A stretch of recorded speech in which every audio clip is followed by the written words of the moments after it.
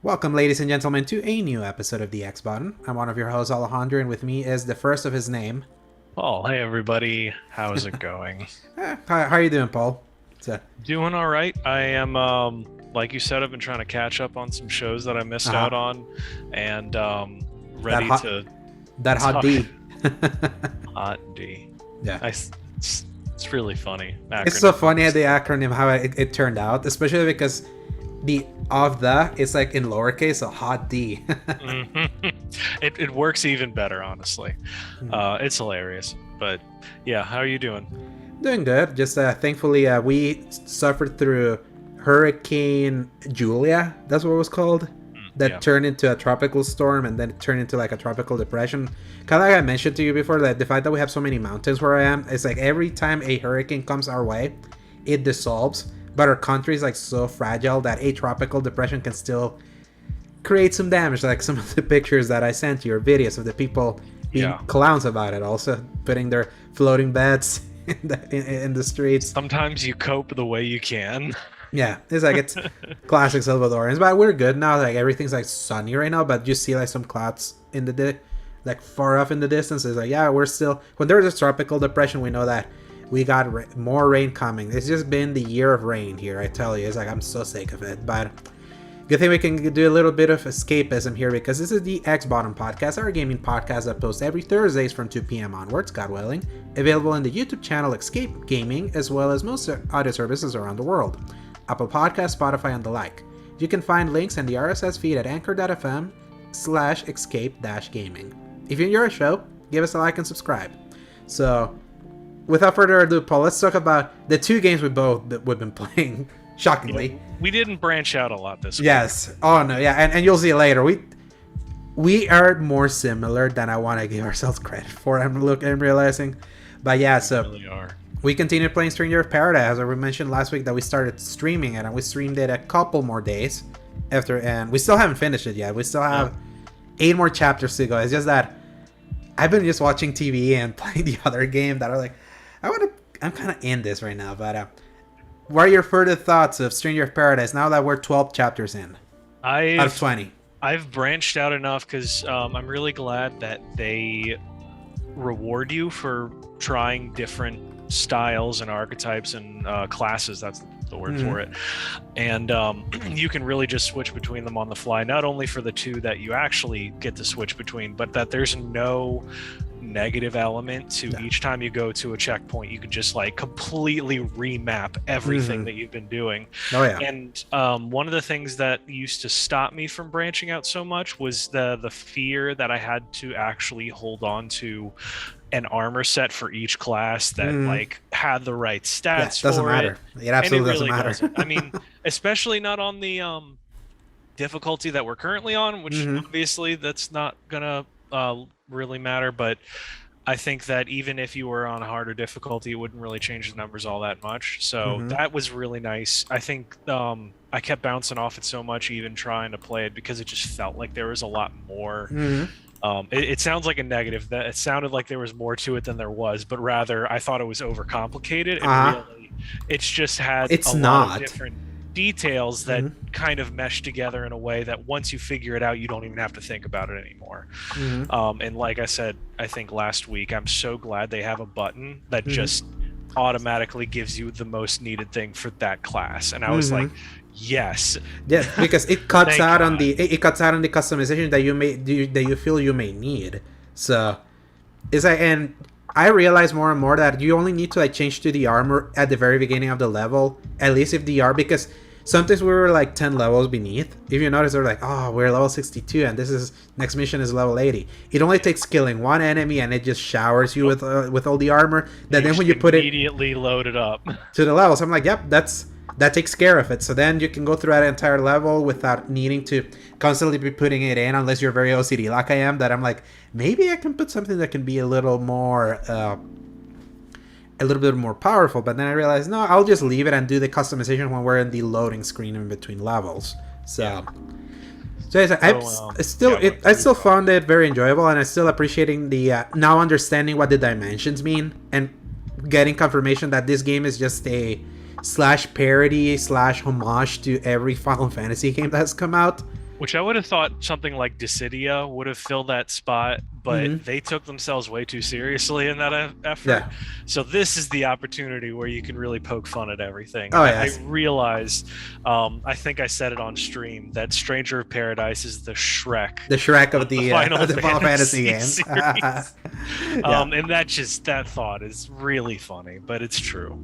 Oh yes, and especially like when you're meeting the big boss monsters and they Every start time. giving their spiel, and obviously one of my favorite has been the one that I don't give an F who you are. Then they just the quick cut and the punch. But I love that other one where we met the Kraken or the blue one that he just did the Yeah. Liu Kang. He had already done the Liu Kang kick, but he stopped it in between. I was like, wait, what? You were doing that? He Jack is the gift that keeps on giving, honestly, and I'm Oh, yeah. so glad that everybody else plays it so Straight. differently Oh, yeah. compared to him. So earnest. it's- There's a straight and earnest about it. But yeah, there's like an earnestness to him where he's almost the straight man to everyone else, but at the same time they're the ones playing it straight and he's the one taking it a very different route. Mhm. So it's like I never get tired of like every time a cutscene pulls up, I'm like, oh boy, somebody's waxing poetic about this. I can't wait to hear his one sentence Yeah. response to them.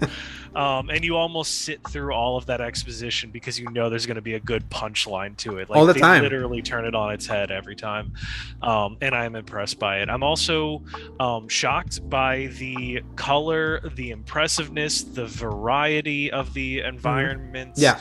the enemies. I mean, this is all stuff that we talked about on stream, which you can possibly see In right now at Twitch, I still haven't uploaded them at YouTube. I'm waiting until we're done because I want to see if I can grab all of them and just try to like smash together one, kind of like a maybe highlight a reel. supercut. Yeah, like a supercut of like That the would be final great, ones. because I would certainly cut out a lot of fat for each of those, which was Yeah, sometimes like 5 or 6 hours long. Yes, and not only that, there's a lot in my screen where I'm in the pause menu because I tell you, I'm that OCD guy that That's I got true. new armor. I go into my menu. You kind of sit there for a while. Yeah, but that's the thing, you keep playing, and I was like, I'm already done, and then I see everything has been dead, and you killed it already. I'm like, okay, cool, I'll just advance. Sometimes I like wasn't paying attention when you said that, and then sometimes I was like, It "Oh, didn't matter. It made it better. It made it better Yeah. because it's like it's so funny knowing that pandemonium was occurring while I was just on menus, and I was like, I am ready here, and then everything's beating the crap out of Tonberries at every chance I can get." But yeah, it's been a fun journey, and then right at the end, me figuring out how the magic system worked finally. It's to, like so crucial. unlock enemies. Yeah, that's like so crucial like in later game because I try to do some of these side quests by myself.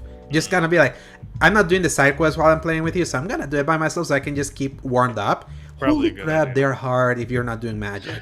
They're Really? really hard. So it's like the magic is like secretly is like so crucial for you to have a melee a melee build and then pressing triangle to switch to your magic.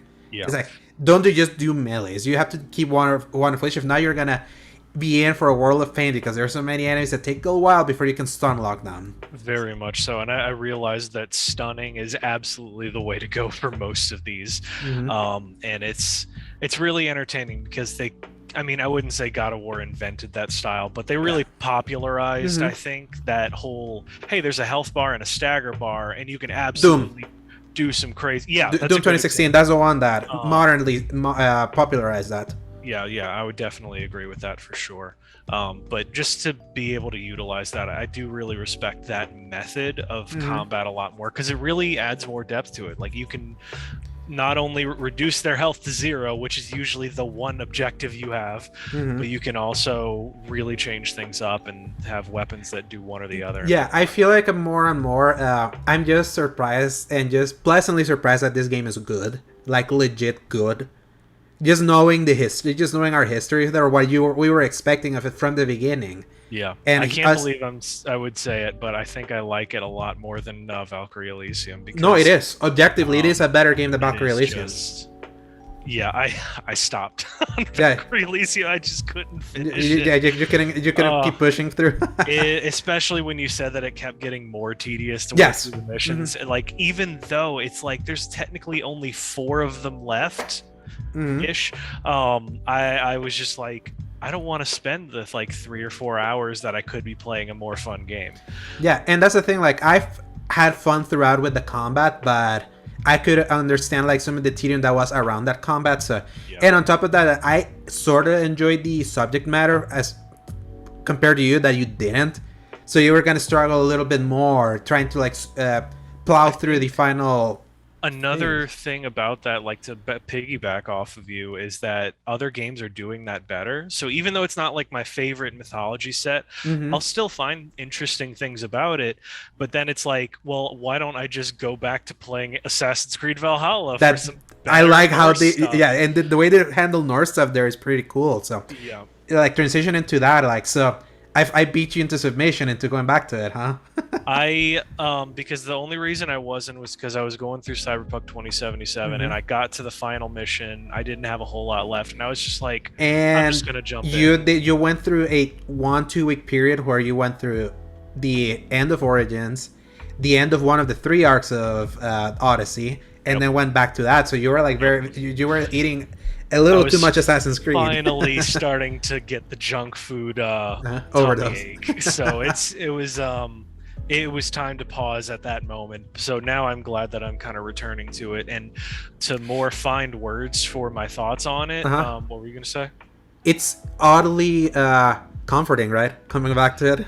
Yeah, more and more about it, because I do have to respect the fact that despite there being such like not really a variation in like the armor style, it's like the fashion, quote unquote, is very firm, but every character seems unique enough that I kind of remember them. And I'm surprised at that, because usually I would return to something and I'm like, oh, it's nameless goon 1, 2, and 3, and you're like naming characters from the early part of the game that I didn't play since like 2020, and I'm like, oh yeah, I love that one. Like mentioning Soma by name, and I was like immediately remembered who that was, and me describing like the what's his name, the guy from East Anglia that does the Mike Tyson thing that he bought the he bought the ear. Gosh. Oh god, I completely forgot his name. Oswald. No, I'm thinking of somebody else. I know who you're talking about, but the dude is a piece of crap. Yeah. Because it was this Christian dude that didn't want to do like whatchamacallit, like a violent thing. Yeah. So, Oswald is his name. His name's Oswald. Yeah. And my brain is filled with so many others, honestly, because they come back, which I thought that was going to be like, oh, okay, you finished this region, that's that character group, but then some of them will start crossing over into other ones, and then you have like your big act finishing moment with all of them coming back, and you do that several times, and it was just kind of nice to be like, each time you almost forgot one of them, they would come back in some way and be like, I remember you. Something. And it's kind of funny because it's crazy the breadth of different things you could do, and I think I said it to you that like there's different genres even within the conquest, even though like there's like a basic skeleton to this game that is like go to a territory, meet the people in the territory, do missions in the territory that leads into like a conquest. I feel, at least from the ones that I played, there's been enough like changes within how they tell their story and what the point is of going to each one of those, like comparing the Soma arc to where you have the investigation where you have to like investigate the 3 lieutenants to see who betrayed her, and then comparing it to the Oswald arc and East Anglia that is like them trying to find the king, and they found one that's like noble but not quite a fighter, and then you're training him to like build up the stones to become like a worthy king. And then when you think that he dies, but then turns out that he doesn't, and in the lead up to you finding out that he doesn't, in that invasion that looks like Normandy, but Norse edition that you see like in the back, it's all foggy, your boat, and then you see the fire arrows coming in. That was a pretty cool moment. I really liked how, like, even though there's hit or misses, there's some that just really didn't. Especially with a game as broad as this, of course there's gonna be things that are gonna be great and some that are not.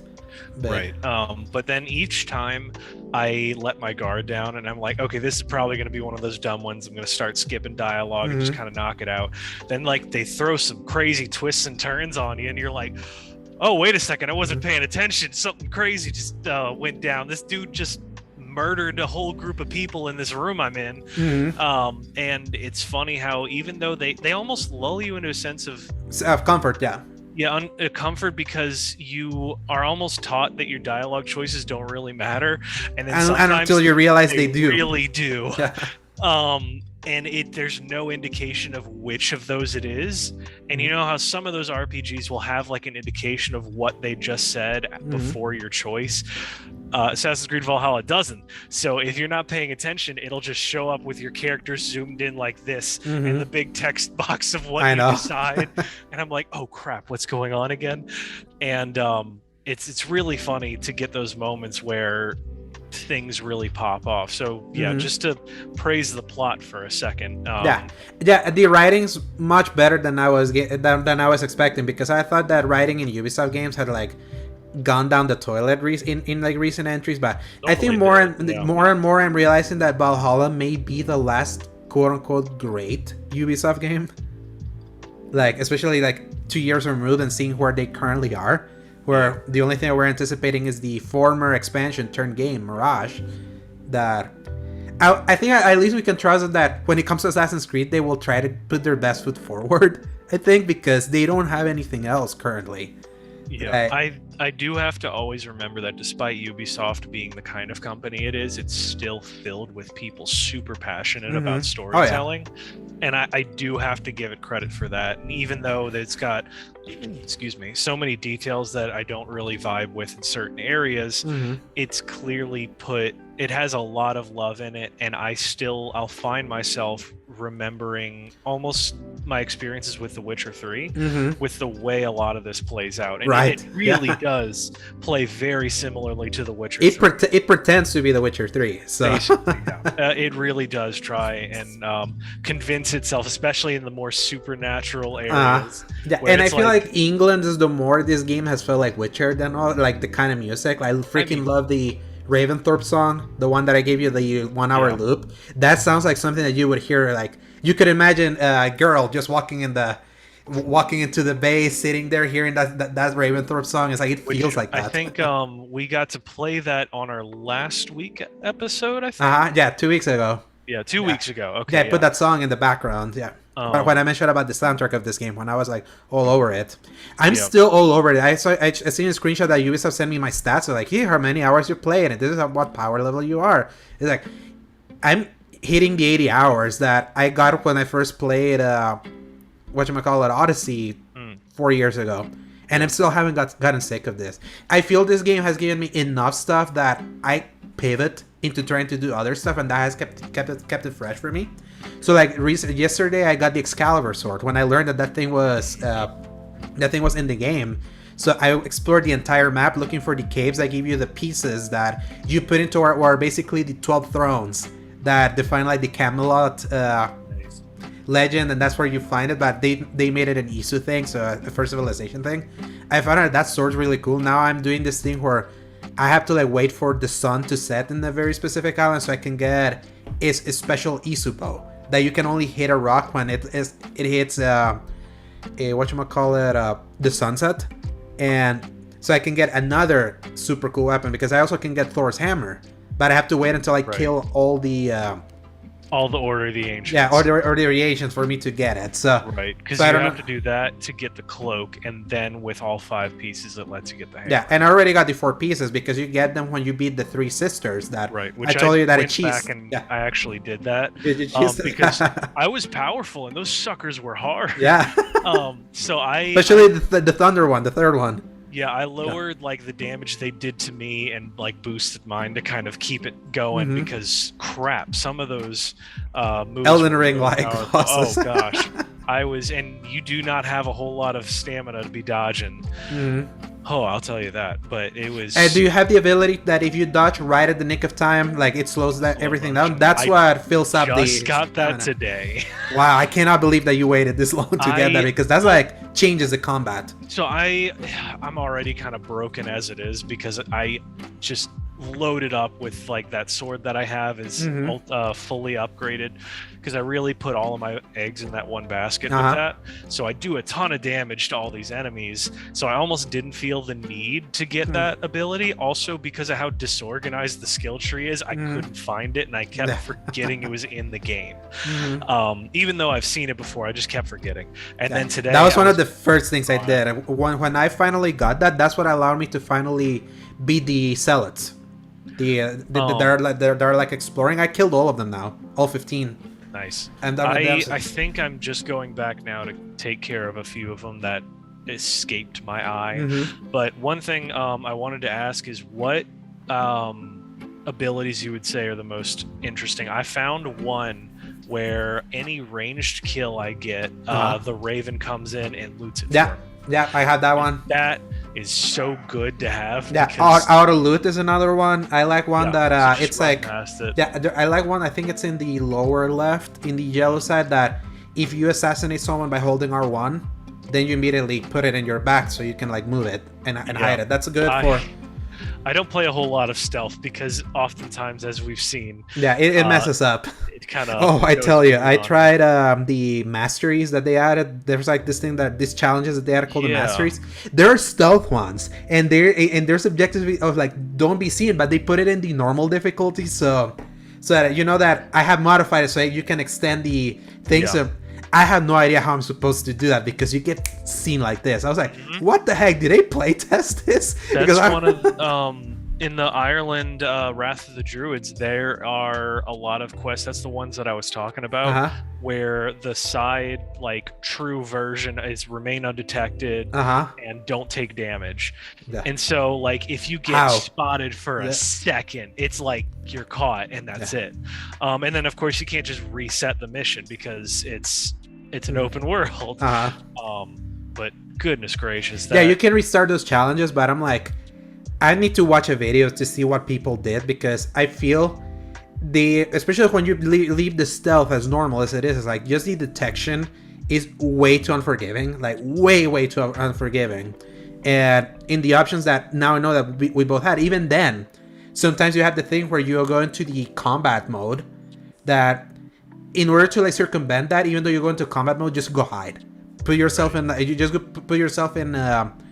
grass, and you can go back into like a stealth mode. That's how I've been able to like circumvent that little glitchiness that happens when I want to just do everything hidden. And 90% of the time, if I want to do stealth, I'm able to, even when that happes. So even if you go into detection mode, don't be like, okay, they saw me, time to go. You can always go back to hiding. Just be very especially if you're not in raid areas, just be very intentional about wanting to do it stealth. I have noticed that it doesn't happen nearly as much when I'm not in a raid area. It still happens, but at least I know that it's not like there's something wrong with their back of house planning out in certain areas of the game.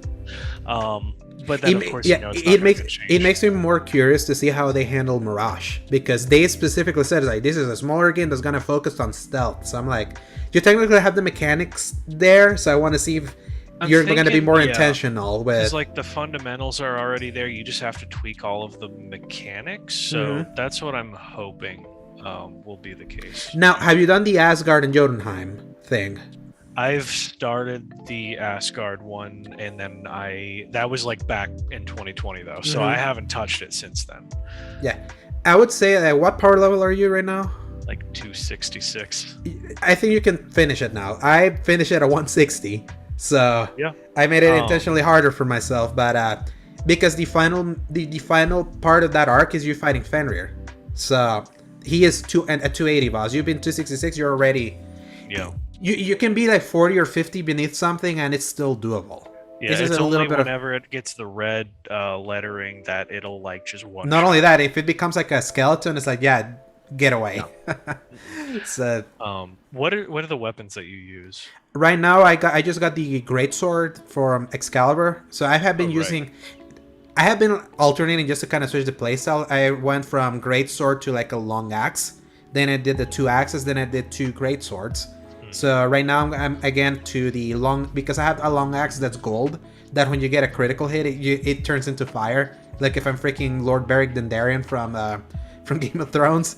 So So Yeah, I got that one too a while back, and I just never bothered to use it. But I found out that even though you get the heavy dual wielding, it changes your movement if you only use the one. yeah, So it's I much almost quicker. prefer, I prefer the holding one weapon. And if you do it that way, there's some upgrades that improve what you do if you have like an Yeah. offhand thing, like Right, and you in don't have the any other lower weapon. left. So I need to go back and visit those because now I'm like, well, shoot, this will be very nice for me if I'm not. I like it's just I find everything about the game like super enjoyable. It's like I kind of mentioned, it's like this really has become my new destiny. Kind of like, okay, what do I want to chill with today? Okay, put it on. This is a great game to listen to podcasts to. This is a game to. Right now, I'm doing the anomalies. I'm going all over the map to do the anomalies where you become Layla within the world, and you're doing like some like platforming puzzles. It seems like these anomalies are leading me into like one of those Assassin's Creed 2 style like videos that reveal something about the first civilizations. I definitely want to do that because some of the dialogue mentioned in those anomalies is very tantalizing. I'm like, I want to see more of this in context. So I think there's 10 of them. So right now I'm doing every blue dot all over the map, but I'm not completing them. So like, for example, if you get like the star that says that this is like a world event, I just leave it unlocked in the map and just keep moving until I find another one. So I have all the world events now available, so I know, okay, if I need to go do a world event just to get a quick XP, I know where to find them now.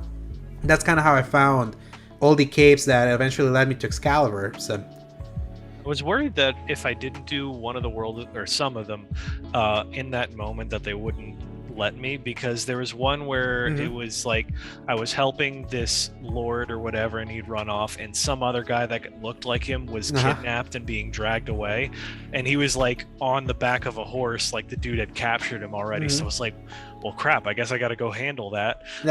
Because I was worried that if I didn't, it would you're gonna miss them, because it could be like a Red Dead that you need to do a world event in the moment. I was exactly what I was thinking. That or like Witcher, where it's like, all right, you got to deal with this or you're never gonna see it again. Yeah, and that's what's funny is that they call them world events, but they're really side quests. So you can always go back to those. So, and also I have to say that initially I did way too many world events because I kind of am wired whenever I play this kind of role playing game that I know there's level requirements, that I like just grinding up to feel like I'm above the required, so it can be just smooth sailing. Yeah. But I realize just doing normal missions, you get a shit ton of XP. Yes, a ton of them. And I like that because Odyssey had that problem that if you're just mainlining it, there was especially in the family arc, there was one mission that then the next one was 10 levels above it. So it's like, ooh, now you have to grind to just continue doing that. So I feel like Valhalla does that better. Even though Odyssey, I would say, has a better side quest system, because a lot of the side quests from Odyssey are more Witcher-esque, that they can turn into long arcs. Like the testicles arc, I remember. Testicles. And all of that. Yeah, you're right, because Odyssey had like an actual plot to some of their side quests, and these are like required to be very... You found it, you deal with it, it's over. Yeah. And then that's the last. But they're all different because they all have different writing within it. So the world events are not like lesser side quests. It's just that the side quests in Odyssey were more Witcher-esque and like multi-chain and all of that. So, but I like that this one just has a more linear path towards, even though you're given the choice of like, okay, what power level are you? There are secure to territories that you can go conquest if you want. But then when you're within that territory, just do the missions. Right. There's no, okay, now go grind out 30 more power level to continue this quest line. I'm so glad that's not a thing, because they had such a large game. If they had added that on with it, on top of that, all right, kill 15 bandits and go do that 30 million times. Yeah. Oh gosh, Shadow of War style. So yeah, I just overall enjoying my time with it. Who knows how long it'll last, but between that and like the urge to kind of go back to Death Stranding after playing it a second time. Because there's so much side stuff that you could do there, because it's a chill. These are two basically chill games. Which one of them calls itself something different, but it really is a chill game. Yeah. Both of them are, and especially now that I much more understand the plot of Death Stranding after paying more attention. And the themes. And the themes. So way more vibing with that. But yeah, just enjoying myself, and I've got options. Yes. Oh yeah. I think that to me, Valhalla, especially knowing that there's like a final story quest that they will release sometime this year that's gonna close it all up, kind of like what they did with Cassandra. Really? I'm definitely gonna come back to this, and I also have all the DLC to do, so I want to see if I can get the main story done before some of the big games come out next week. But other than that, I feel like I'm always can come back to it. Like coming back to this one after doing Valkyrie Elysium, it was like I could pick it up so easy. Odyssey was a little harder to pick it back up. Once you understand the process of Valhalla, it's kind of the same across the board, but Odyssey is like so much. Like that's the funniest part is despite Valhalla being comparable in size or a little bit bigger, it feels so much more approachable than Odyssey ever did. Yes. It's just that Odyssey like gives you so much grander than life fun at times that when you get rolling with Odyssey, you get rolling. So no, I agree with that. I'm still like I'm still like, because I always said that I loved Odyssey not as an Assassin's Creed game, while I love Valhalla as an Assassin's Creed game in a way. So I'm still debating in my mind which one was which one is the best one. But I'll realize that when I finish it, because Odyssey was also a non-stop meal for me that I couldn't get enough. I love the way they made these games. That they're like they're an obsession for me. So, but enough of that, Paul. So we don't have news today because I was scrounging the internet and trying to like scraping the bottom of the barrel to see if we had interesting things to talk about, and I realized nothing really interesting is happening here other than hey, God of War went gold finally. So yeah, it's coming out on November 9th. The Activision Blizzard thing is still ongoing with them throwing punches at each other, and my thing went black again. God damn it. So I hate when that happens. So while you do that, I'm grabbing a water bottle because I dropped it. Grab your water bottle there.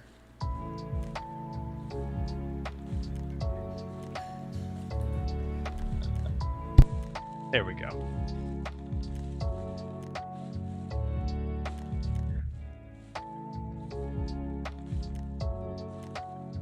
I have to figure that better for my light to not go off. That's kind of like the only problem with this new camera. I have that. Without that, I'm just gonna be dead dark. Yeah, is there any way that you're able to like buy a lamp or something? Eventually, I have my TV in front of me, so it's like I'm just like dealing with the hand I'm dealt with. So true. There you go.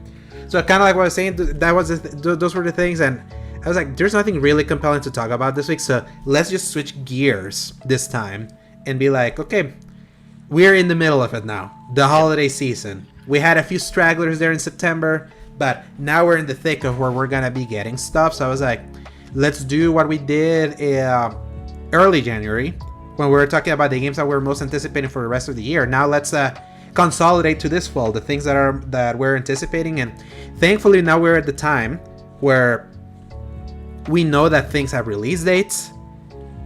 If they're gonna be delayed, they should have been delayed already. Things are going gold. So this is basically, there's 90% chance that all of these things that we're gonna talk about right now are gonna actually come out. So I asked you, yeah, let's I was gonna be like, let's do our top 5 and do honorable mentions, but I was like, you know what, let's just do a top 10 each about the games that we're most anticipating, whether they turn out good or not, just the ones that we want to like get more of. So, and kind of like how we did it before, that if you say one game that I also have in my list, I'm gonna talk about it then, but I'm not gonna say it where I have it ranked, and then when we get there I tell that's where it's ranked and we can move on. So okay, got it. Okay, so I'm gonna start us out right. with number 10.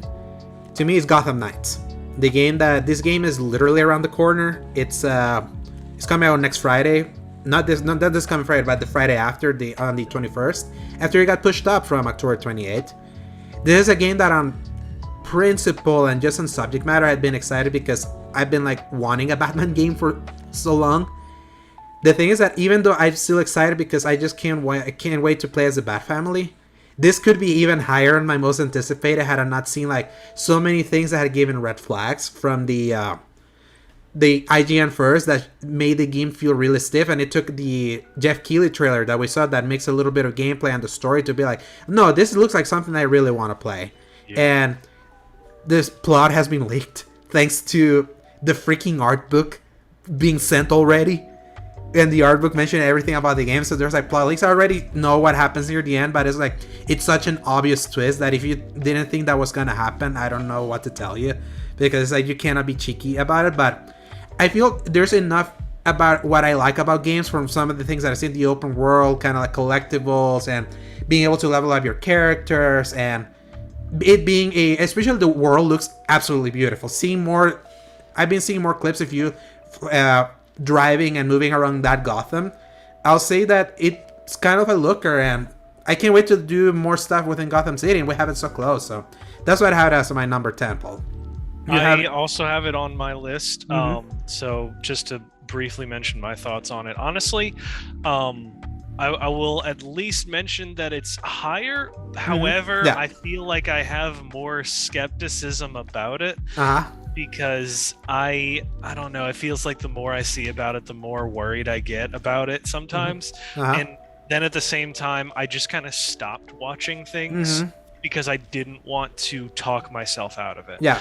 You don't want that to color your perception, right? Exactly. So, especially with the discourse around it, I've learned that for my own sanity and enjoyment of things, I need to just stop like digesting media around. Think about it this way: like we were almost tucked out of Saints Row. Exactly. Yeah, and then we played it, and we're like, we had fun with this. So right. That's another game that I was able to finish, by the way. Yeah, exactly. Thank God.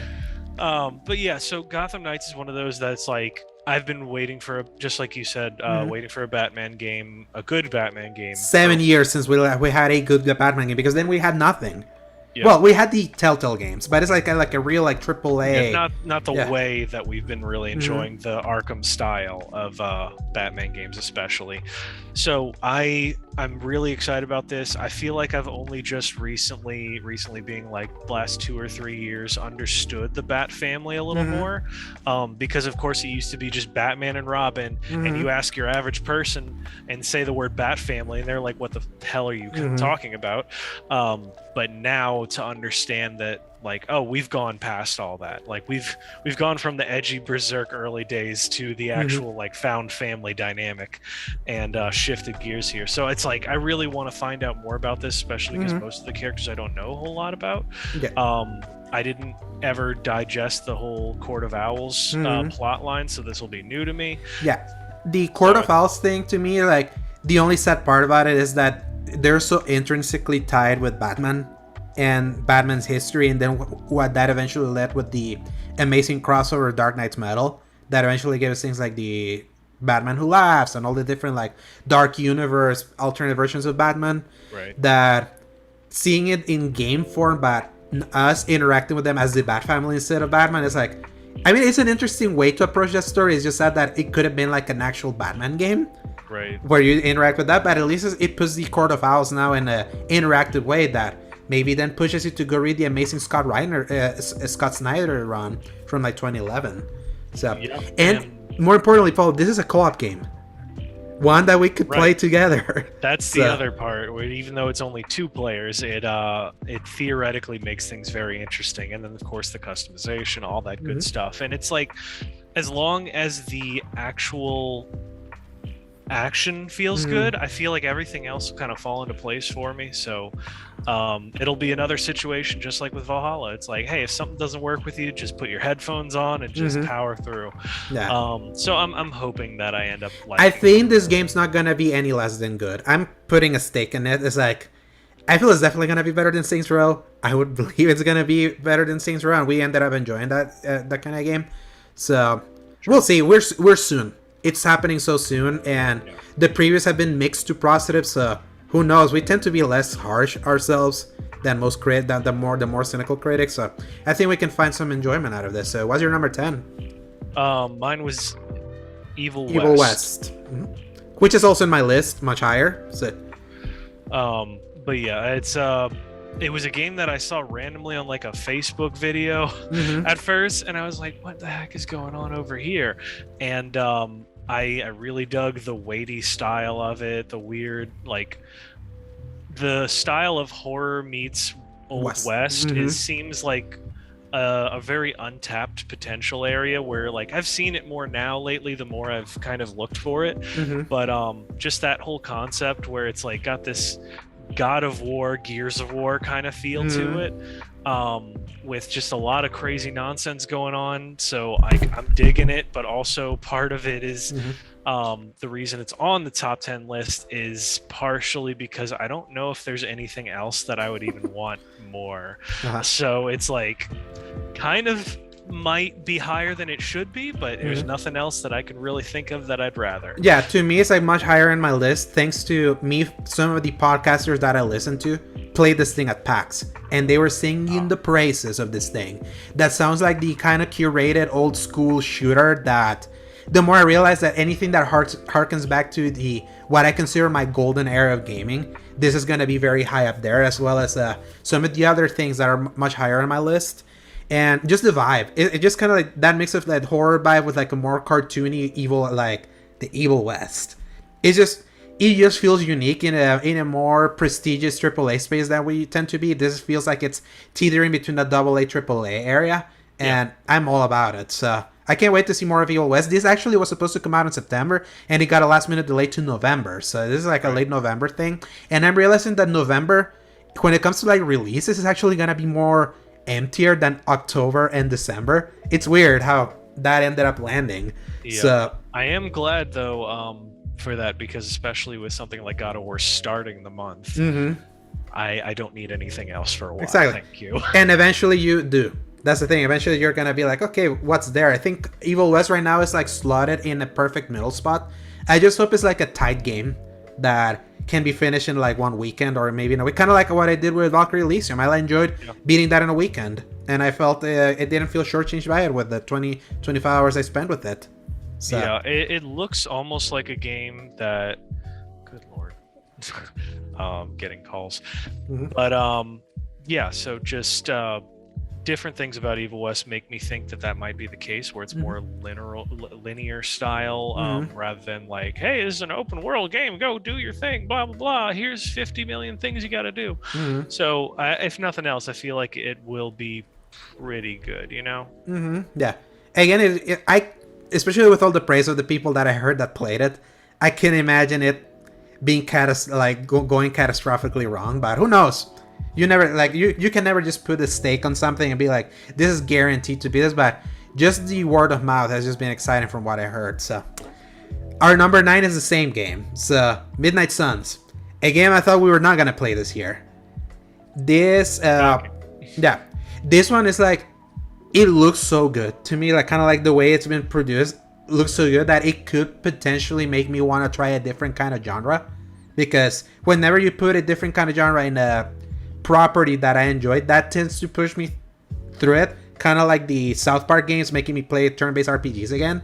But I enjoyed this the subject matter that it helped me push through that. I can kind of see this, and they're saying the right things. There's like relationship building between like your created hero with like the other superheroes, that like Spider-Man, Doctor Strange, Captain America, Iron Man, Wolverine, Magic, and plus others that they're adding.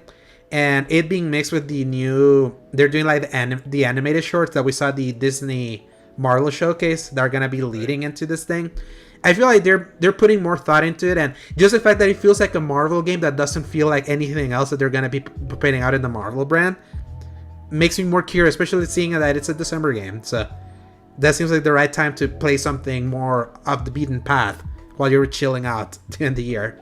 Yeah, I definitely think it's going to be an interesting take on everything, like a new version of what I haven't really seen yet, especially from the Marvel side of it, because I don't really delve into their whole magic side all that often.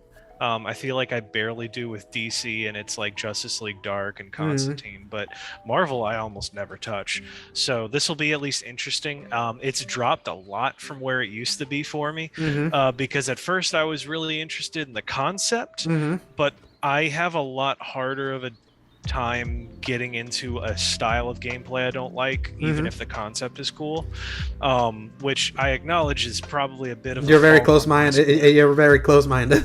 It's honestly not even like a close-mindedness, it's just it's really hard to like get into the feel of it, especially the way that things are. Mm-hmm. It actually, my Midnight Suns is the same rank as yours, at least Mm-hmm. for that one, which is funny.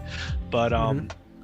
yeah, it's just the concept is more interesting, but I still would like Okay, to. so just really quick, like, where does this from your without you telling me about your list? Where does your list start getting legit excitement? Because mine started with 10. So, I see. That's why I said when you said switched from 5 to uh-huh. 10, I was like, oh no, because this is not as much of it. Okay. Honestly, I feel like 5, but more like 4 and up, Okay. really. And everything else is like okay, but getting higher on that list of excitement, really. Mm-hmm. All right. So, moving on to my number 8. This one, because of its surprise reveal and close to release, and just the warm and fuzzies of remembering this series back in PS2, how much I enjoyed before I completely dropped off of it. That trailer for Need for Speed Unbound, that is also coming out in December on December 2nd, and seeing how much is recapturing that Need for Speed Underground like vibe, on top of it changing its art style into something that looks completely different in its like mix of realism and the cartoon and the cell shading. That's definitely not what previous Need for Speeds were, and it made me reinstall for a little bit Need for Speed Hot Pursuit that got a remastered in modern times, because I remember in the PS3 era when a friend let me borrow Hot Pursuit in 2010. I was like, oh man, I remember when Need for Speed used to be the Oh yeah, that was the game game, series yeah, for the racing, especially. But cartoon for like more arcade racers. right, but like still having that realistic look to it. But it's funny that you mentioned Hot Pursuit because that was I think 2014 on PS4. Right? No, What 2014. There was no Need for Speed in 2014. It was 2012? Hot Pursuit was 2010. The re-release of Hot Pursuit, because there was a Hot Pursuit way back in PS2. No, I'm thinking yeah. But I'm talking about the one that was released on PS4. Rivals. Oh, Rivals. Yep. And that was the launch. That was the launch one. I played it for a little bit through EA Access / EA Play that they had to do, because it was there. So I tried it. That was not a good game. Anyway, so yeah. That's the thing. That the Need for Speed series during the PS4 era after Rivals tanked. Yeah. The Need for Speed reboot from 2015, bad. Need for Speed Payback that they recently gave on PS Plus, really bad. Then Heat that came out in 2019. Some people liked Heat. Heat is the best one from the ones that came out that year, but it was like this series had been so soiled by just a consistent string of bad games that it was like Heat just kind of came and went. Yeah. And this one is just because it feels now they're legit trying to make it look different from like something like Forza Horizon that kind of took the arcade racer from them, even though it became like exclusive. And they went dormant a little longer. Like Heat was in 2019, so it's been like 3 years. So EA actually like nurtured the return of Need for Speed to wait a little bit before they put another one out. And the fact that they held on to that reveal for it for so long is crazy. Yeah. That we didn't really even hear anything about it either. Exactly. So as a props to it, I'm hoping it's good, because I would love something so completely different than anything else that I have in this list. So I think my fear, not fear, but like the only reason it's not on this list is because I heard so little about it until just now that I'm like, all right, now what is going on? Is this actually a prepared, finished game, essentially? I mean, just the fact that it's coming out in a month and a half. So. Yeah, so it has to be. So like it's almost there for mine, honestly. But I'm just more curious than excited for it. Yeah. So tell me about the expansion, Paul. So yes, the Resident Evil Village Winter's expansion. End of the month. Telling you right after I finished RE Village, before you finish the game, that I said that it was the first time that I was actually interested in what Resident Evil was going to do next because of what happened at the end of the game. Yeah. This, for anybody who doesn't know or hasn't finished Resident Evil Village, just skip ahead a little bit, but obviously the death of Ethan himself and the time skip for his daughter now having like borderline supernatural abilities. Yeah. was really cool to kind of jump in there, and like she seemed really awesome. I wanted like a full game around her. Mhm. I was a little disappointed that it was only going to be a little expansion to follow her, but I'm hoping that it's good enough that they'll Here's the just thing, keep like, it will going. it? Imagine if this is the open and solve and then RE9 continues.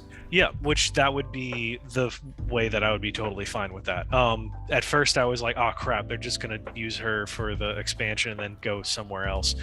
So I hope that, yeah, I'm wrong with that, and that Mhm. this is an awesome storyline, because I want to see what happens next to what was Rose? Was that her Rose, name? yeah. Yeah. So I want to see Rose's story. I want to see what she deals with and what goes down, Mhm. and all there's a lot of mystery around this Yeah, new and I want to continuity see, for Dork. if they also they deal with the Chris Redfield side of things when he found like the soldiers that look like zombies and seeing that Yeah. the virus may have evolved.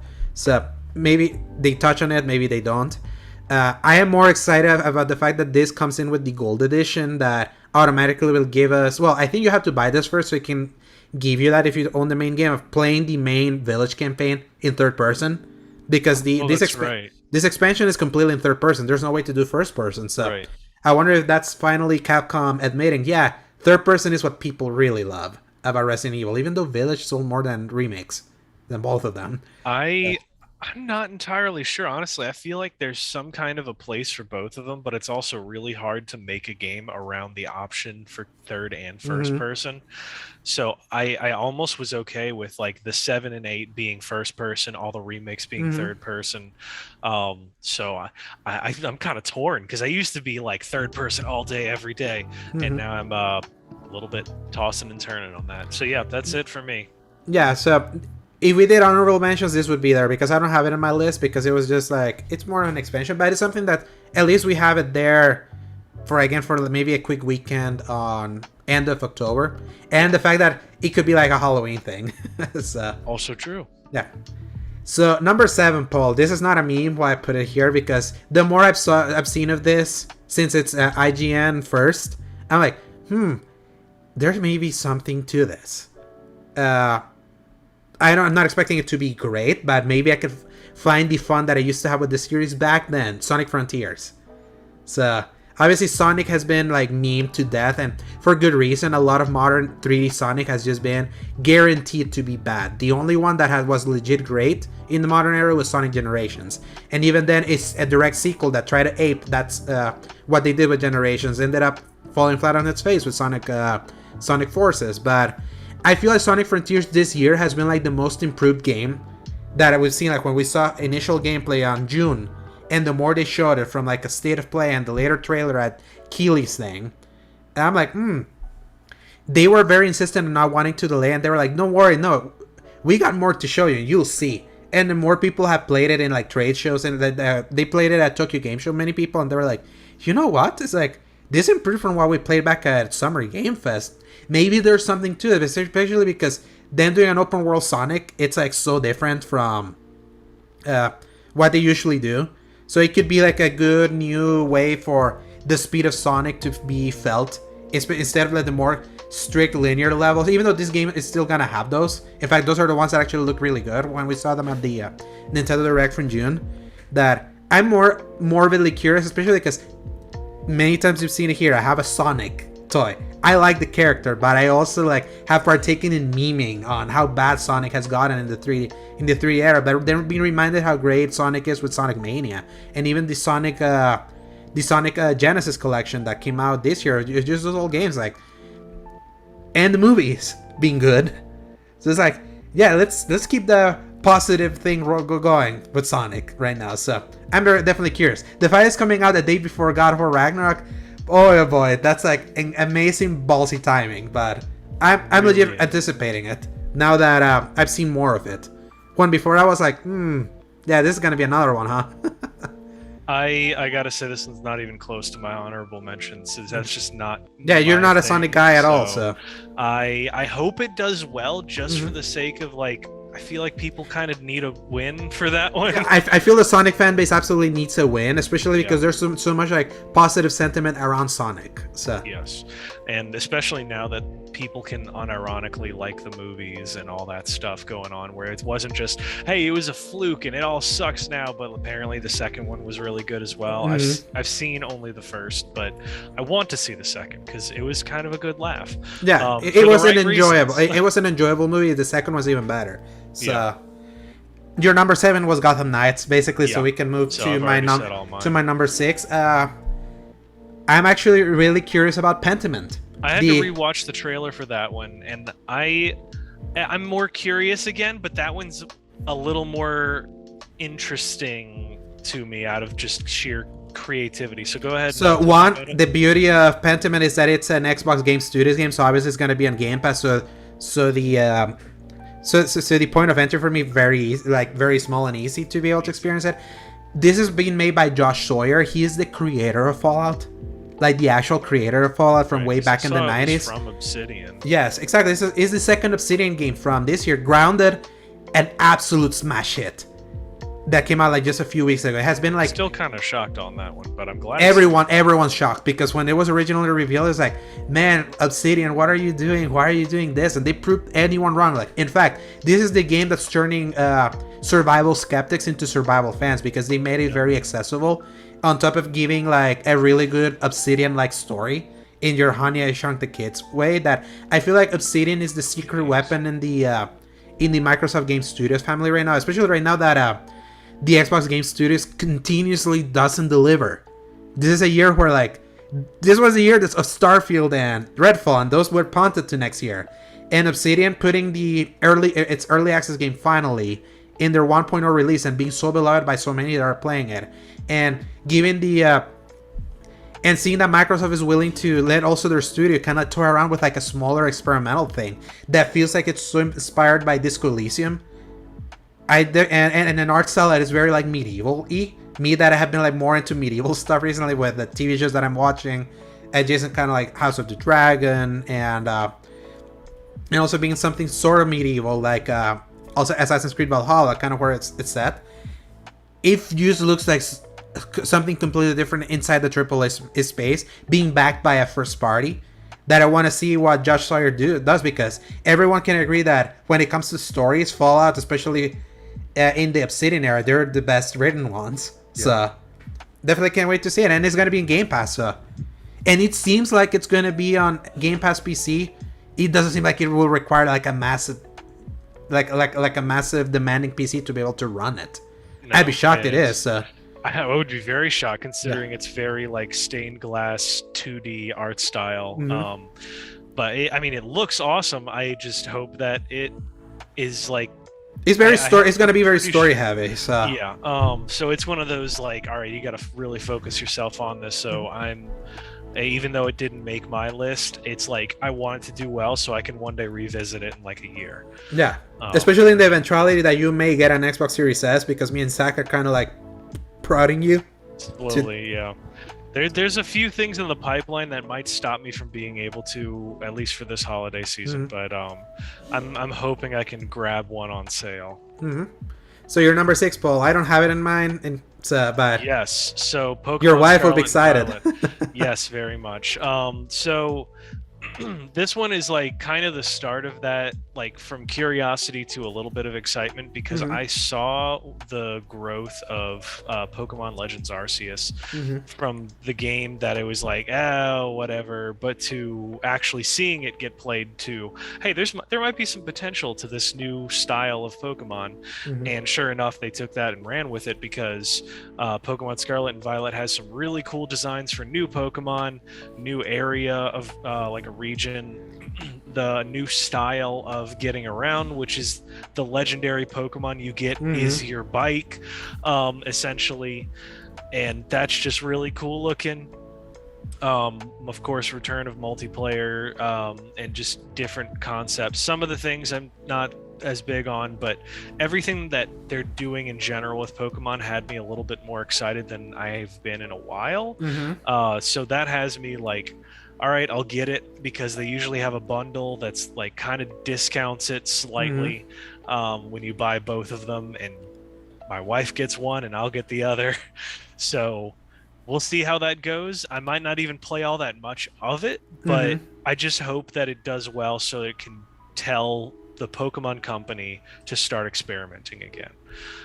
So that's it for that one for me. Yeah, Pokemon is still something that I might respect, even though my nostalgia always just keeps me in that Gen 1 era. I talked a lot of shit about Arceus and its graphics. And the more I saw it being played with some streamers that I followed, I was like, there's some charm to this. Yeah. But I just honestly don't see myself playing it unless it's like praise to the high heavens. Right. So, but I'm excited for it. I know, because that's the kind of game your wife plays. Absolutely, yes. You're gonna get that. It's gonna be her holiday game for sure. So yeah, I'm excited for it, but it's definitely not going to be for everybody. I don't even expect it to break like 8s. Yes.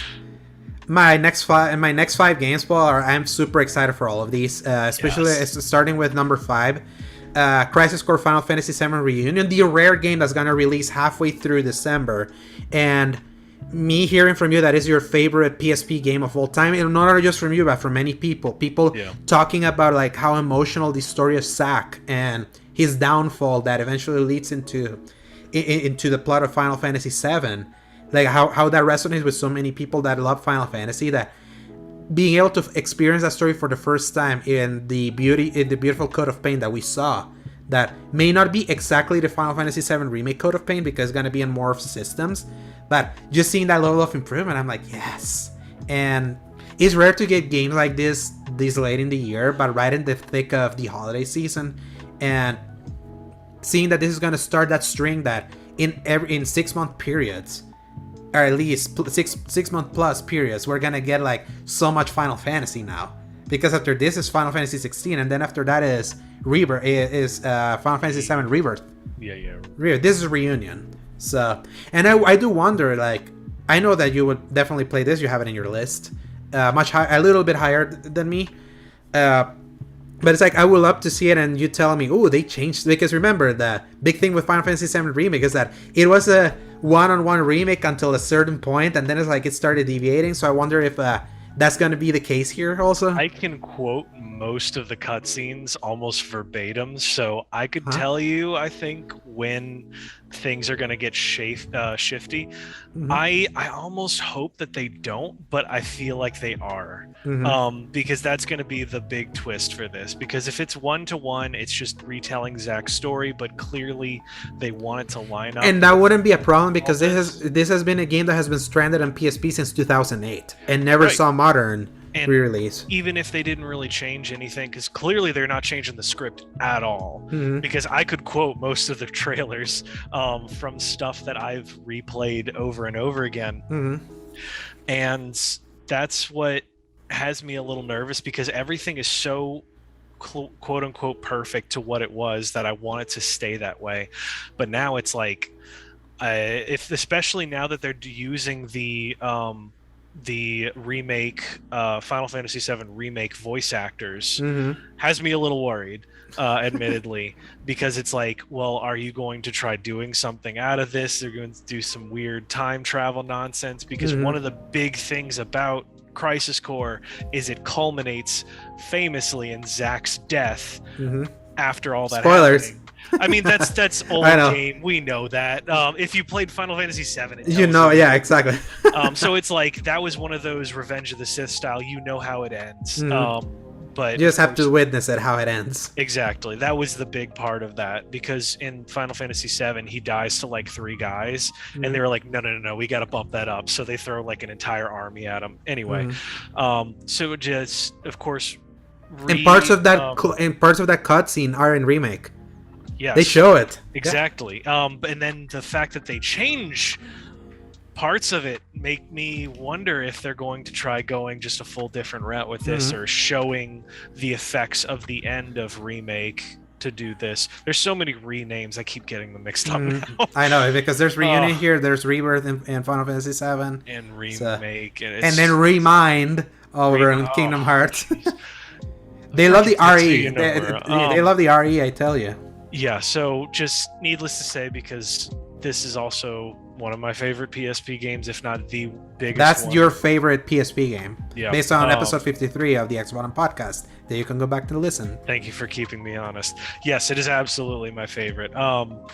So I'm just so ready for this. I could play it 1-to-1, recreate it, even if they didn't change anything, just because of nostalgia. But the fact that they added improvements to the combat makes me a lot more hopeful, because I was really worried I was gonna try it and bounce really hard off that old style. Still don't like that they added that weird slot machine mechanic back in.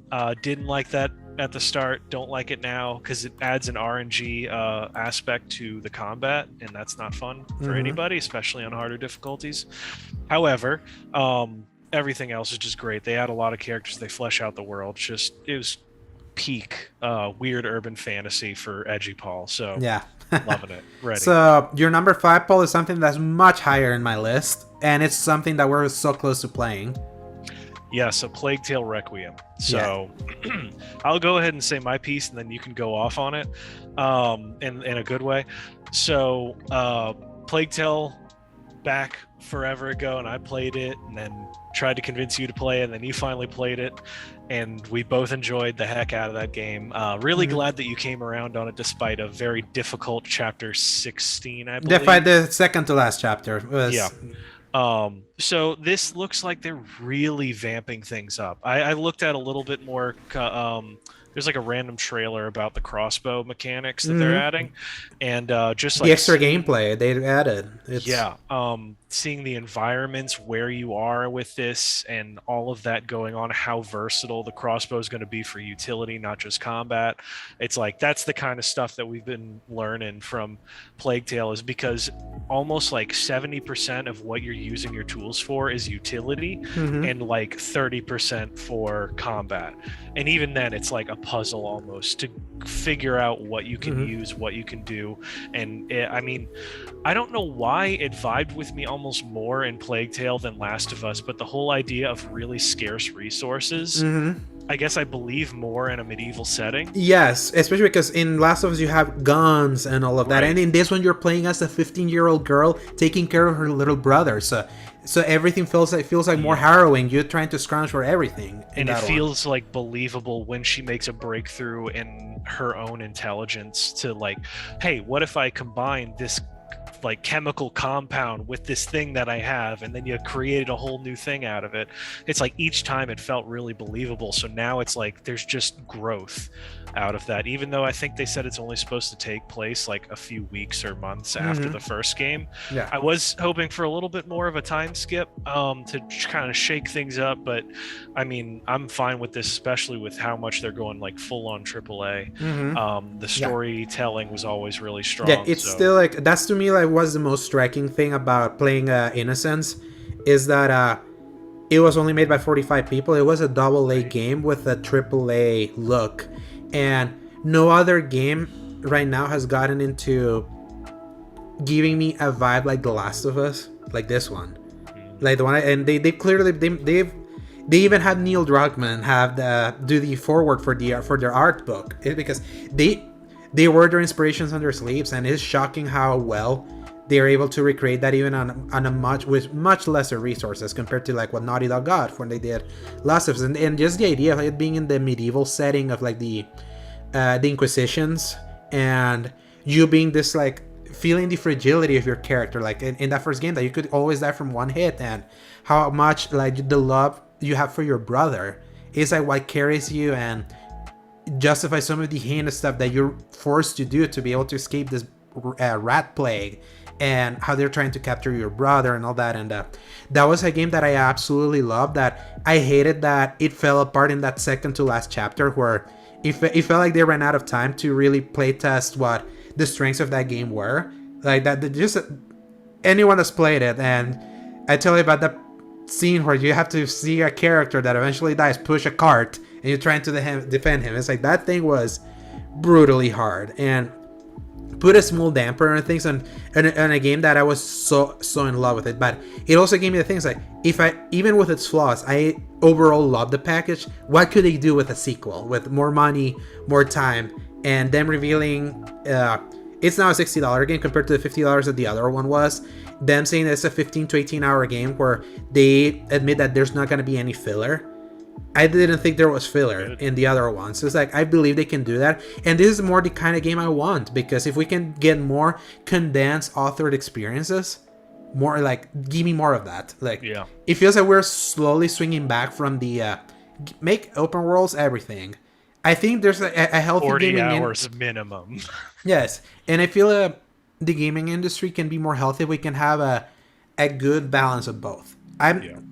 Me going through Valhalla right now, I love open world games, but I needed to like step away from for so long for it before I went back to it. When it's just open worlds, it can get tiring, and I like that we have developers like Asobo still striving for that, and really great Game Pass get for people that are on the Xbox side.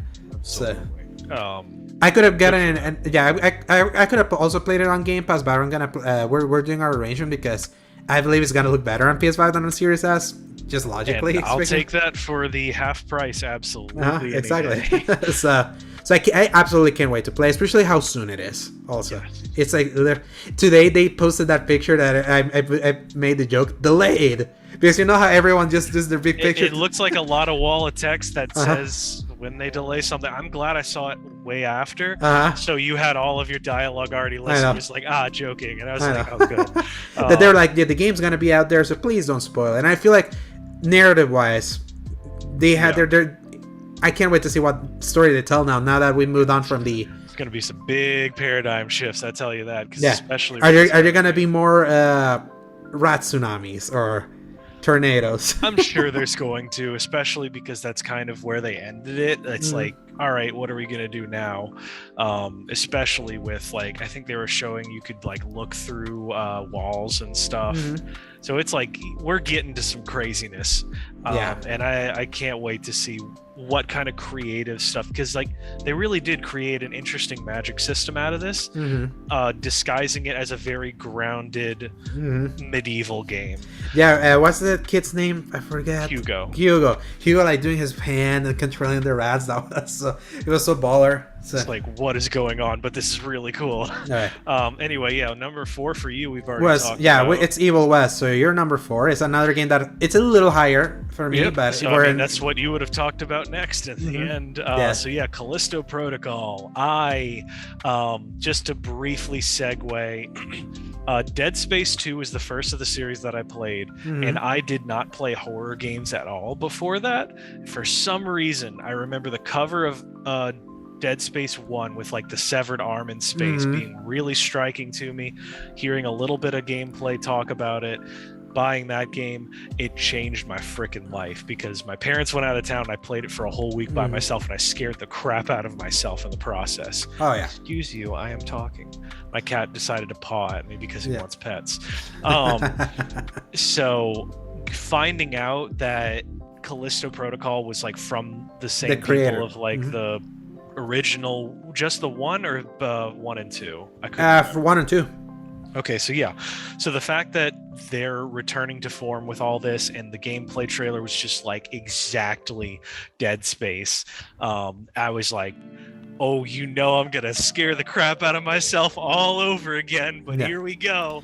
It looks so darn good. It absolutely looks like coming back with a vengeance to such a great series that got completely mishandled by EA. When EA at the EAXX in 2013, where they were like, we're like shoving in co-op and microtransactions into this thing, and then it needs to sell more than 5 million copies to break even, and it's so like forced. There's like no more Dead Space, and then finally let's just say that the fervor of the people showed to Callisto Protocol is what made EA finally do a remake for the first Dead Space. It's gonna come out a month and a half after this.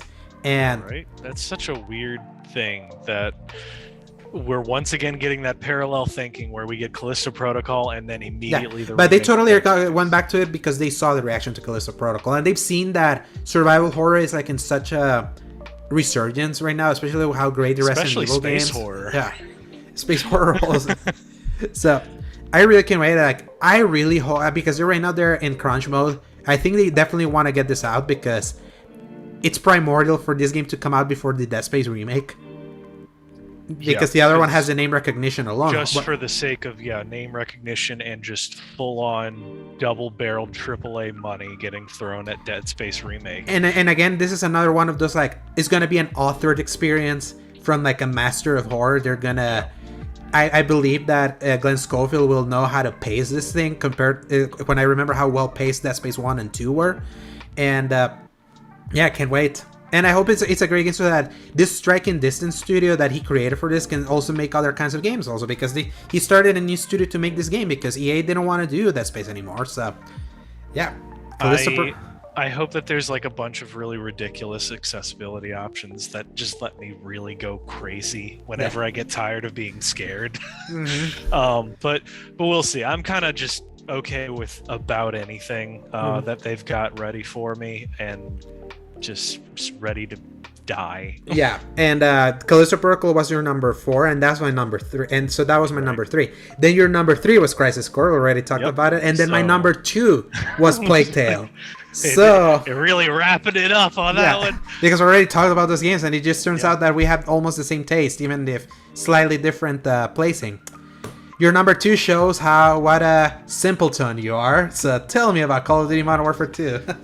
Well, yes. So obviously, once again, Call of Duty Modern Warfare 2 was like my first foray into that. Honestly, 2009.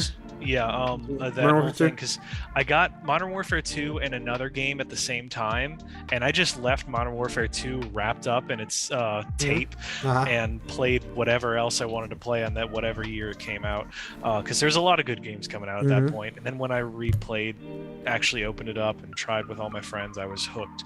And ever since I've been chasing that high, and I felt like I got the closest with it at 2019's Modern Warfare. And this being pretty much just more of the same, with like a few upgrades in a few places. I mean, I understand that there's just some people chatting about different things. Honestly, I feel almost no difference. And maybe that's just me being a casual gamer, but I looked back. I have 350-ish hours on Modern Warfare 2019. Dang. So I feel like I know what I'm talking about, at least a little. And I feel like any changes that they made, there's a few differences here and there on like how certain weapons go about. Don't really like the gun building system as much. It's really convoluted and just weird. But as far as like the actual core meat and potatoes of that game, feels like the way that I liked it, and I am all in, ready to play the campaign like a week early. Really glad all my favorite crap is next week, back. Right? Yeah, the campaign early is next week, the same day as Gotham Knights. So gonna be bouncing around between all that, and frick, it's just so much going on. So this like dropped down maybe barely into an honorable mention, because the more I played of the multiplayer, the more I didn't like it. Finally realizing the perk system, how they changed, I was like, why did they change the perk system to be something that eventually gets triggered as the match goes on, instead of it being part of your build? The menus are a complete mess. The speed, I didn't mind it like the hardcore community, but it's just like it added to all those things that I'm like, I don't think this game will be for me for like the multiplayer, and the campaign is just going to be something that, as tradition dictates, I like playing a Call of Duty campaign when it comes around every year. I'm still debating how I'm going to play it, because I know my brother bought it on PC, so I wonder if I can just mooch it from him, since I'm not feeling. If you can get away with it just for the campaign, you might as well. Because that's the thing, is we're not doing a split for this, because you want to play it in your thing. This would be like a $70 campaign for me, and I'm like, I don't know if I want to. I'll debate. I want to hear if people are absolutely saying it's like absolutely worth it, or if I hear more chatter. But that's the thing, the campaign will come out a week early, so I have to make the decision early. But Alejandro, don't you like your curated 5 to 10 hour content for a full price? Not for 5 hours. Yeah. Not for 5 hours for $70. Not for that little of an amount. I always say that I would pay for 10 to 15 hours for a 70 thing if I know it's like high quality, because I prefer my time being respected and knowing that all of that time is well spent. Way lesser for that, a little harder to swallow. So especially knowing that I'm already gonna be spending the time with Gotham Knights and Plague Tale in the same week. So I have to figure that out. Like I enjoy. That's the thing. Call of Duty Modern. The campaign looked cool, but that's the thing. It looks like a Call of Duty campaign. So it's like it's not something that is gonna make me more excited to play it than everything else I've listed here. Like our number one, collectively, that I can finally be excited for because it went gold. You were really hoping for that, and they finally sent it to you that one day. Yeah. Probably like a week ago, you'd say. Yeah, last week. Like right after we recorded or something, Mm-hmm. and I'm so excited for God of War Ragnarok just because it's a game that I came around on the 2018 version of for whatever many reasons, some of which I've actually spoken to. We had a long conversation about it in a June episode. Yeah. So we finally got to explain why it didn't vibe with me at first, and then coming back to it, I loved it so much more. So now it's like that. It's going to be just a little bit more improved in certain areas, a little bit longer. More, but not exponentially not longer. No. Just like just enough to be like, yeah, this is the sequel to that big game that you really liked. And I mean, also they're supposed to be wrapping this entire plot thread up in one game, so they got to add a little bit extra cutscenes to match for. And it better feel natural if they're wrapping it up. So. We can't be wasting time on setup anymore. This is like all payoff for all the plot threads that they started up between who Atreus really is and Brock and Sindri, and how are we going to fight all the rest of the Norse pantheon of sorts. The whole deal with all that. Basically. It's just been such a weird arc with me and with this upcoming game with me, because it was like I mentioned when we did our most anticipated games of the year, I put this as my number 4. This was your number 3.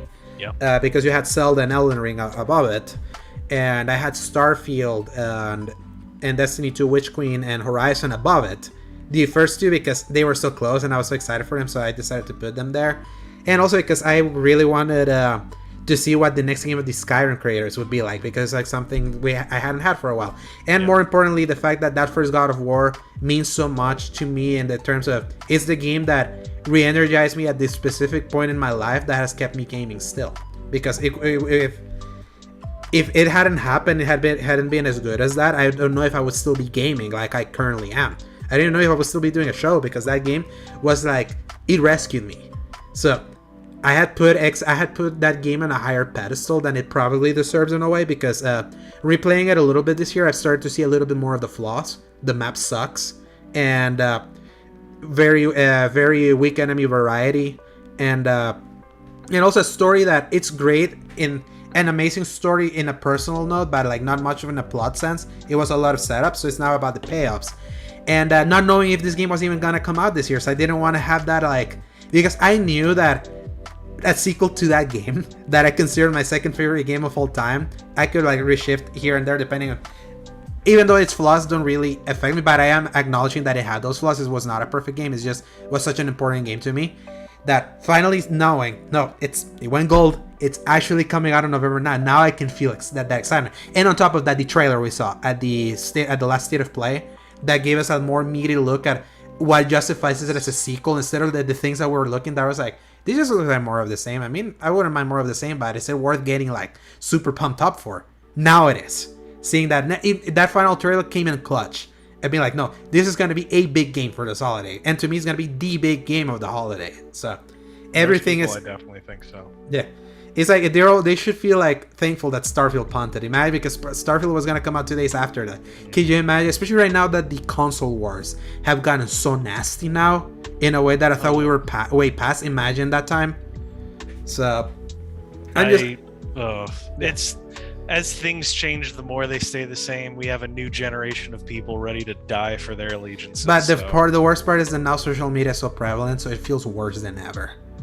The toxicity around like both around the PlayStation and the Xbox just feels so toxic that I'm glad that I feel like I have matured about that. Like, we talk a lot of crap about all these companies because we have our preferences, but we don't have our allegiances. These hands are rated E for everyone. Exactly. That should be a motto. It is. Trust me. Oh yeah. Because you can. everyone can listen to the 70 plus episodes since we came back. It's like, I have torn all three companies a new one at any point. It's like, because I just like calling it as it is, even though I also have my preferences. I totally love playing on PlayStation. I love it.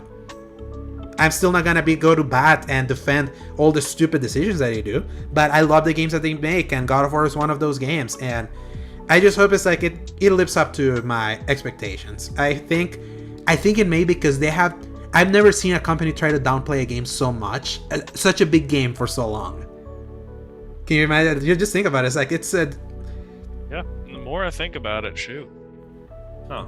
Yeah, so it's like, maybe they're being intentional, because I know that story is what surprised a lot of people from the other one, and how understated it was, how thoughtful it was, and I can't wait to... A lot of it is also because of how big the plot was of the first game. They don't want to spoil what happened in the first game for people who didn't play it.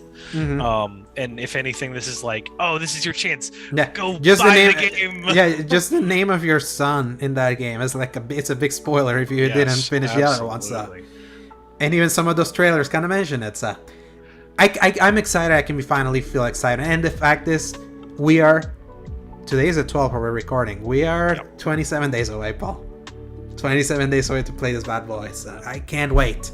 Jeez. Good holiday. I say, reading all of this, I'm like, I was looking at a very dead holiday if a few things hit, but now looking at all together, I'm like, 2022 came together in the end, but it's not gonna meet the depravity that was the first half of this year, at least until April. That was a battle royale that it's gonna get nastier with everything that got punted from this year into the next. I tell you, I can't wait to do the most anticipated game for next year, Paul. Can't wait. Yeah, so we're done with that. So you got our list. So I'm gonna read them real quick, just for reminder's sake. We never actually said my order of things. No, we were like from 10 to 1, but just as a reminder, from 10 to 1 for Paul. Number 10, Evil West. Number 9, Midnight Suns. Number 8, Resident Evil Village Winter's Expansion. Number 7, Gotham Knights. Number 6, Pokemon Scarlet and Violet.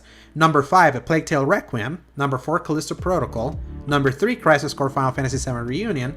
Number 2, Call of Duty Modern Warfare 2 2022. And number 1, God of War Ragnarok. And my top 10 from 10 to 1 is Gotham Knights, number 10. Midnight Suns, number 9. Number 8, Need for Speed Unbound. Number 7, Sonic Frontiers. Number 6, Pentiment. Number 5, Crisis Core Final Fantasy VII Reunion. Number 4, Evil West. Number 3, Callisto Protocol. Number 2, The Plague Tale Requiem. And number 1, God of War Ragnarok. We had 7 games equal and 3 completely different games in our list. So maybe one day we'll have complete, but I think we declare we have similar taste. That's why we vibe well with each other. That's what somehow makes it work, is because we have the equal amount of passion of certain games, but sometimes in very different ways. And then in like that last 30% is just shooting off in different directions, dragging the other with them. So I feel like that's a good equal balance. Oh yes. And just let me check the calendar. And with that, now we move into the game releases for the week of October 16th to October 22nd. It's another big list, I tell you. So many. A Plague Tale Requiem comes to PS5, Xbox Series X and S, Switch, and PC on October 18th. Ghostbusters Spirits Unleashed, the game that's like Phantasphobia, or a very popular game that was big for streamers. Based on Ghostbusters, is coming to PS5, Xbox Series X and S, PS4, Xbox One, and PC on October 18th. Them's Fighting Hurts comes to everything. Yes, on October 18th. I don't know what it is, so maybe you can like look it up. Uncharted Legacy of Thieves Collection on PC comes out on October 19th. So again, like that PC initiative is continuing. Batoro Lost Heaven comes to everything on October 20th. Mario plus Rabbids Sparks of Hope comes out on October 20th. Good luck. Norco comes to PS5, Xbox Series X, PS4, and Xbox One on October 20th. Second extension comes to all Xbox and PC on October 20th. It could be a Game Pass thing for all I know. The Jackbox Party Pack 9 comes to everything, including iOS and Android on October 20. Vampire Survivors comes to PC on October 20th. Gotham Knights comes out on October 21st for PS5, Xbox Series X, and PC. New Tales for the Borderlands comes to PS5, Xbox Series X and S, PS4, Xbox One, and PC on October 21st. And Persona 5 Royal Next Gen Edition coming to PS5 and Xbox Series X and S, and also Xbox One and Switch and PC on October 21st. And just to add, if you pre-order the Call of Duty Modern Warfare 2 campaign, you get early access to it on October 21st. I did look up Them's Fighting Herds. I remember this. It looks like My Little Pony bait. However, it is a very specifically detailed 2D fighting game. Oh God, I'm looking at it right now. But it looks like the art style. For my kind of thing. yeah. So it looks like parody, but yeah, I remember hearing that it's very specifically built by fighting game veterans. So that was one thing that was interesting. Yeah, it launched. It says like the game has been positively received since launching on Steam in 2020. And it has a massive dedicated following, with organized tournaments taking place at events such as EBO. Base game runs for $19.99. So, yep. If you want to see a funny like Little Pony thing, I tell you, looks interesting. Yeah, some of these others are hits and misses. I mean, Norco looks very interesting, old PC style RPG game. Second Edition is like Turok first person with dinosaurs. That's pretty much and Norco came out on and Norco came out on PC on March this year. So this is just the console release for them. Jackbox Party, of course. Obviously, the classic. Yeah, from those two, we already had like, if you've heard our most anticipated list, two of them are here. Got a couple of them. Yeah, Gotham Knights and Plague Tale. With Vampire Survivors looks like freaking old school, like Warcraft almost. But like, it's got like a hack and slash vibe to it, almost like Burning Sand. And it's on Game Pass PC, so for the people who are on PC, you can test that. Is this? I don't know. People are crazy, honestly. That looks nuts. So yeah, there's something for everybody in this week. Yeah, I can't wait to hear what people say of New Tales from the Borderlands. I want to see if it's as good as the original, because that's considered the best Telltale game.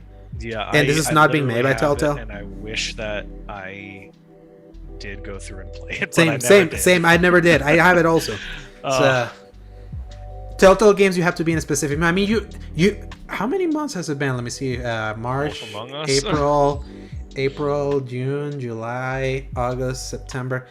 It took me 5 months to go from episode 1 of Wolf Among Us to episode 2, because that's how long it made us wait. It's time for you to go back to episode 2 and continue that massive cliffhanger. It needs to be, honestly. I had gotten so sold on it, and then I had to wait because of various reasons, and then by that point, it was Horizon came out literally the day that you finished episode 1, so it was a release. Going on. But I tell you, Wolf Among Us, great story for that. But I can't wait to hear it, because I think they got the writers to do this one, but this is made at Gearbox, so maybe it's like a sharper writing with better technology, because it's actually being made with a competent engine. I want to see how fun these streams are for Ghostbusters Spears Unleashed. It's very PvPvE kind of game that I'm like, I'm not about that, but I can't wait to see people have, if it's good, I can't wait to see more people have fun with it. And maybe it could be a Game Pass thing eventually for me, or something that we get in a deep discount. But Gotham Knights and Plague Tale, those are the ones for me this week. So my second most anticipated game, my number 10, and your number 7 and number 5 this coming week. We're about to eat good, Paul. That we absolutely are. And it's funny because looking up Ghostbusters Spirits Unleashed immediately pulls up a bunch of Halloween action figures and sexy Halloween outfits. So that's weird. And then it shows all the rest of the actual gameplay. Yeah, and the thing that also makes me a little bit worried about it is that it's from the guys that made Predator Hunting Grounds, that also did Friday the 13th game. Those games are a little rough, so it's not like they've got their fan bases though. Yeah, but they're rough games. So that's the thing, is that they're not. They don't have a good track record of quality. But can't wait to talk more about these games, Paul, because it just feels good to finally be in the holiday season. And the fact that I have a big meal like Valhalla to always play in between those games. So. Oh, yes. And with that concludes this week's episode of The X Bottom. Paul, where can people find you? As always, y'all can find me at Dork of Art on Twitter. I post gameplay breaking videos and art regularly-ish. Mm-hmm. Where can they find you, Alejandro? They can find me at Twitter at @A_Dorsegovia. They can find me at Alejandro_Segovia93 on Instagram. They can find me at twitch.tv/The Slayer Giant, which is where I've been posting the streams that we did for Stranger of Paradise. We may continue TBD. And And then my written content at thecriticalcorner.com. I may do some write-ups based on just today's episode, because that tends to give me like good synergy. So, Paul, always a pleasure. I'll see you online. Everyone stay safe, stay healthy. Like, if you're in places that can be hit with rains, just keep looking at your weather, man. And just err on the side of caution. And remember, Press X to play. Good night, everybody. Hasta luego.